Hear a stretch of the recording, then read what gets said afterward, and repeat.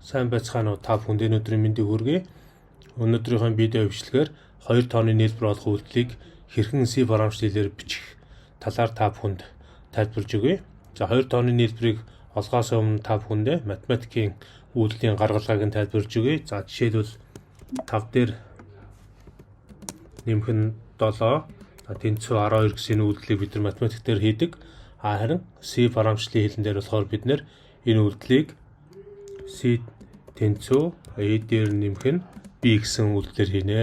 Нэгэсэндээ C, A, B гэсэн 3 бүхэл тоон хувьсгчийг хооронд нь ашиглана. За ингэж ашиглахдаа A дээр B бүхэл тооныхон хувьсгчийг нэмээд за гарсан үр дүнгийн C хувьсгчид утгыг оноож өгснөөр энэхүү бодлого маань бодогдно гэсэн үг.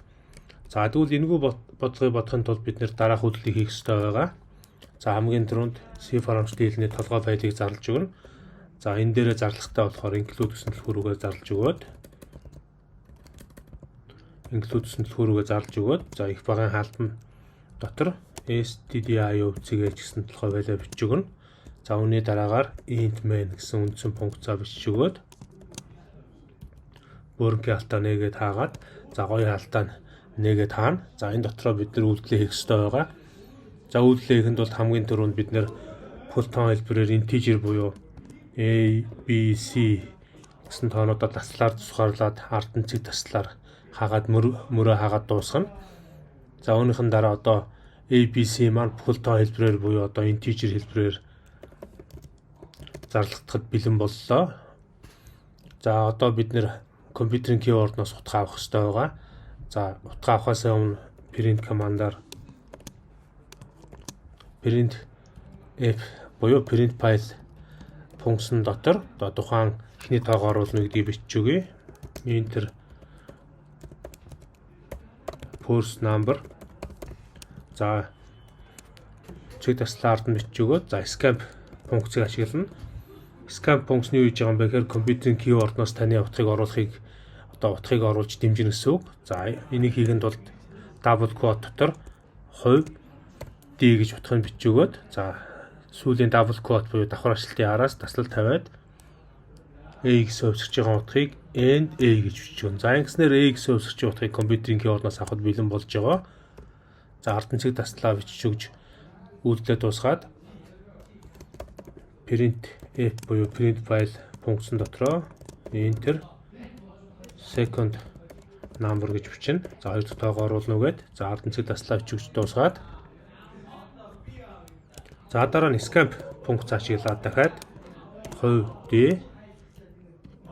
За хувь D гэдэг double quote дотор бичиж өгнө. Давхар ашлтан дотор таслал аваад and B гэдэг хувьсгчийн гараас авахд бэлэн боллоо.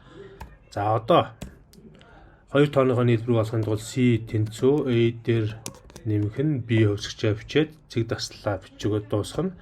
За үүнийхэн дараа print командаар print f буюу print file команд дотор double quote дотор хоёр тооныхоо нийлбэрийг хэвлэх гэж байна.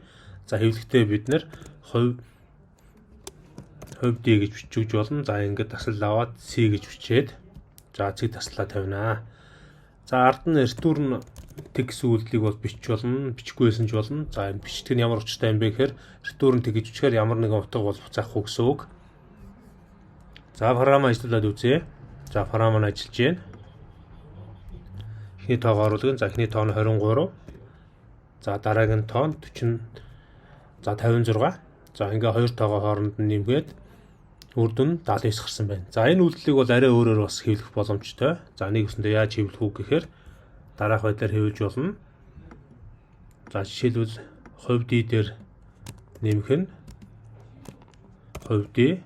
За тэгээд тэнцүү хувь D гэж бичиж болно. За ингэснээр яг уу гэхээр хамгийн түрүүнд одоо A дээр нэмэх нь B тэнцүү C гарч байгааг нь харуулах гэж байгаа. Тэгэхээр A таслал B таслал за C гээд ингээд бичээд өгөх юм бол ажиллуулахад эхний тоогоо оруулна. За 45, хоёр дахь тоогоо орууллаа 78. За үр дүн нь 45-д 78-ыг нэмээд 123 гарч ийна гэсэн үг. Тэгэхээр бидний бичиж байгаа програмыг ямар нэгэн хүн ашиглах ёстой учраас энэ програм маань юу хийх гэж байгааг нь тодорхой байх ёстой. Тийм учраас бид нэр print first number гэдэг юм нь print file функц аваад дотор нь to number add програм гэж бичиж өгье. За мөн хин зохиосныгоо бичих гэж болно. Copyright by төвшөө гэж биччихье. За энэний оронд эсвэл одоо Pro Easy гэж бичиж болно. За ингээ програм ажиллуулад үзье. За ард цэг таслаа бичиг болохоор алдаа заасан байна. Раныг ажиллууллаа. To number add програм copyright by Pro Easy гэж за энэ enter маань хойно наалдаад хэвлэгдсэн байна. За ингээ мөр унгахын тулд бид нар юу хийдэг вэ гэхээр stop командаараа зогсоож яваад энэ хамгийн сүүлийн мөрний ард ташуу зураас n. За мөн post number-ийн ард ташуу зураас n гэж бичээд өгнө. За дараа нь second number-ийн араас ташуу зураас n гэж бичнэ. За инхээр бол мөр унаад үр дүн маань хэвлэгдэнэ гэсэн үг. Шинэ мөрнөөс за to number add програм copyright by Pro Easy enter post number за эхний тоог оруулах гэж байна. За 67 хоёр дахь тоо нь 2023. За ингээ үр дүн нь 2090 гарч байна. За ингээд хэдүүлээ. Хоёр тооны нийлбэр олох програмыг C програмч хэл дээр маш хэлбэрхэн зохиолоо. Энэхүү бодлогыг хэрхэн зохиосон талаар та бүхэндээ товчоор тайлбараа эхнээс нь тайлбарлая. Дөрөвдүгээр мөрөн дээр бүхэл тоон хэлбэрээр ABC гэсэн хувьсгчуудыг зарж өгсөн. Тавдугаар мөрөн дээр to number add program copyright by Pro Easy гэсэн текстийг дэлгэсэнд print tab функцаар хэвлэсэн. 6 дугаар мөрөн дээр enter post number гэсэн текстийг хэвлэсэн. За ингээд 5 6 дугаар мөрний ард ташуу зураас n тавьдаг нь налуу зураас n тавьдаг тухайн мөрийг бол шинээр унгааж хэвлэж байгаа гэсэн үг. За энэ доор харагдаж байгаа шиг. За үүний дараагаар яах вэ гэхээр scan буюу scan file функцаар одоо компьютерийн keyword-ноос A хувьсгчийн утгыг бол авсан байгаа. A хувьсгчийн утгыг авахдаа хувь D гэж давхар ажлын дотор бичиж өгөө тасал тавиад end A гэж бичдэг.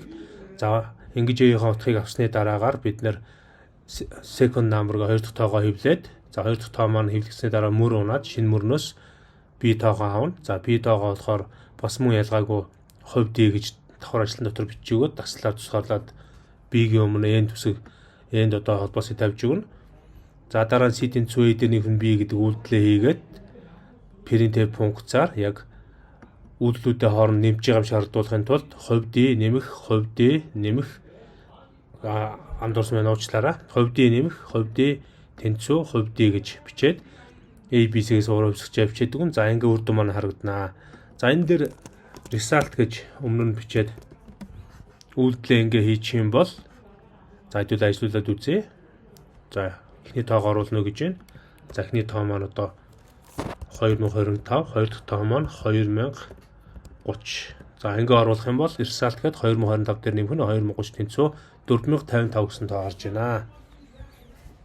За ингээд анхаарал хандуулж байгаа та бүхэнд баярлалаа. Өнөөдрийнхөө видео бичлэгээр та бүхэндээ C програмчлалын хэл дээр хоёр тоог хэрхэн бодох талаар тайлбар орлоо. За бидний оруулж байгаа бичлэг танд таалагддаг бол та манай сувгийг лайк дарж за мөн дэмжээрэй. Хийсэн бичлэгүүдийг маань лайк дарж дэмжээрэй. За мөн дээрээс нь манай Pro Easy Academy сувгийг subscribe хийж бас дагаарай. За танд мэдлэгт нэмэр болсон бол бид нэр маш их баяртай байх болно. Та мөн баярснаа илэрхийлж бяцхан сэтгэлийн хандив илэрхий биднэрт одоо өгж болно. Тэгэхээр хандив данс маань энэхүү бичлэгийн доор бол байгаа. За мөн дээрээс нь манай Pro Easy Academy сувг төрөл бүрийн одоо ноутбук, компьютер зардаг юм тоног хөрөмжийн байгууллагатай хамтарч ажиллахад бэлэн байгаа. Ингээд та бүхэн манай Pro Easy Academy сувгийг дэмжиж бараа бүтээгдэхүүнээ сурчлах боломжтой шүү. За мөн ганцаарчилсан чиглэлээр алгоритм ба програмчлал, за Python, C, C-ний програмчлалын сургалтуудыг бол орох боломжтой. Холбоо өрөхийг хүсвэл утасны дугаар энэ хүү бичлэгийн доор байгаа. Анхаарал хандуулсан та бүхэнд баярлалаа. Дараа дахин уулзцаая.